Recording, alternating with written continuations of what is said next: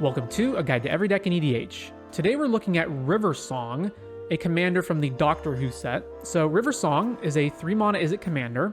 She's a 2/2 and she says, you draw cards from the bottom of your library rather than the top. So this is the primary ability that we're going to be working around, but just to finish reading her off, she also says, whenever an opponent scries, surveils, or searches their library, put a +1 counter on River Song, then River Song deals damage to that player equal to its power.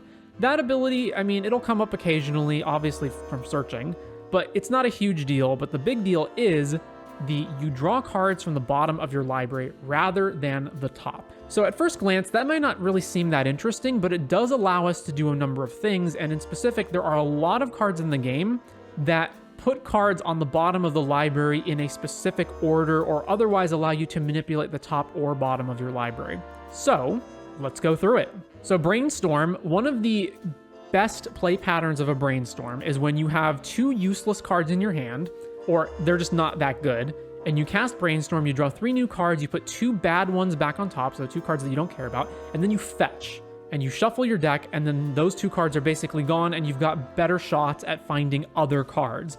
Well, with Brainstorm and River Song, you draw 3, you put 2 back on top, but the 2 on top doesn't matter, because you're drawing from the bottom of your library anyway. So the 2 cards that you just put back on top from your hand are effectively gone in the same way that they would be if you had fetched them away. You have Conjurer's Bauble, sack, put up to 1 target card from your graveyard on the bottom of your library, and then draw a card. So this is basically an artifact Noxious Revival, but it draws the card immediately when River Song is in play. There's Expressive Iteration, where one of the modes is to put a card on the bottom of your deck, so you can pick the exact card that you want. You also have things like Impulse that allow you to look at the top 4, put 1 in your hand, and then the rest go to the bottom, and then you can draw them in the exact order that you want. Anything that scries, like Opt or Preordain, you can put the exact things that you want on the top or bottom. Serum Visions, Scroll Rack as another thing. This puts cards back on top, and then you don't have to draw them, so it's like a super Brainstorm. And then Thieves' Fortune, 3 mana, look at the top 4 of your library, put 1 of them in your hand, the rest on the bottom, but you can prowl it for 1 blue mana. So cast it for 1 blue, which you can only do if you dealt combat damage to a player this turn with a rogue, and of course River Song is a rogue. Then for just straight up card draw, we've got a whole bunch of the usual suspects like Rhystic Study, Mystic Remora, the One Ring, but also some more off-brand stuff like Niv Mizzet, Curiosity, Archmage Emeritus, Dig Through Time. Dig Through Time really big here, put all the other cards on the bottom in any order. Narset also puts the cards on the bottom, although it is in a random order, so you do have to keep that in mind. How are we comboing? Well, it's all the typical stuff. Nothing really special here. We've got Dual Caster Mage plus Molten Duplication, or we've got the Breach LED Brain Freeze combo. This obviously is a very spell-oriented deck, so we've got Stormkiln Artist as a way to just generate more mana off of all the spells we're casting, especially all the cheap cantrips. The one thing I would like to point out here is Tel'Gelad Stylus.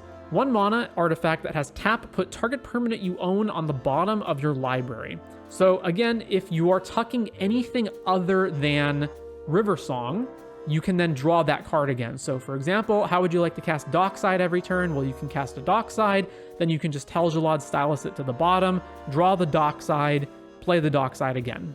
And then every turn that you keep tapping this, you'll just keep drawing Dockside. Or any other card, doesn't have to be Dockside, but Dockside's like the best one that comes to mind. Bunch of counterspells, obviously.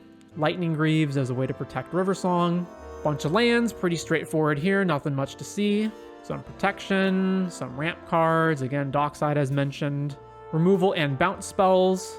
In particular, the one that should stand out here is Sigil of Sleep. Whenever enchanted creature deals combat damage to a player or deals damage to a player, return target creature that player controls to its owner's hand. Cursed Totem, since none of our creatures have activated abilities, we can use this to stax our opponents out. We also have a mini combo with Narset plus Teferi's Puzzle Box. So if we ever assemble both of these, Narset says each opponent can't draw more than 1 card each turn, and Teferi's Puzzle Box says at the beginning of each player's draw step, that player puts the cards in their hand on the bottom of their library in any order, then draws that many cards. So this will basically force our opponents to no longer have any hands for the rest of the game.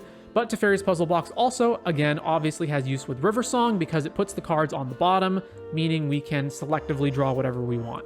Finally, we have Flux Channeler. Whenever you cast a non-creature spell Proliferate, River Song's other ability does put +1 counters on her, so this is a way to just jack those up and potentially beat down or burn opponents out with the other ability.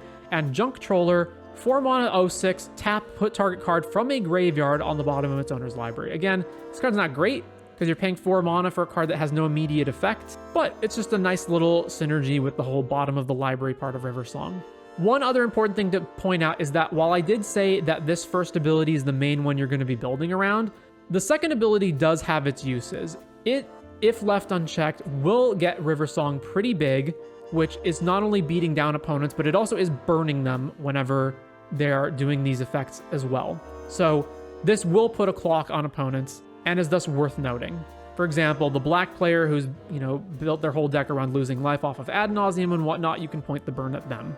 But with all that said, that is going to be River Song for EDH.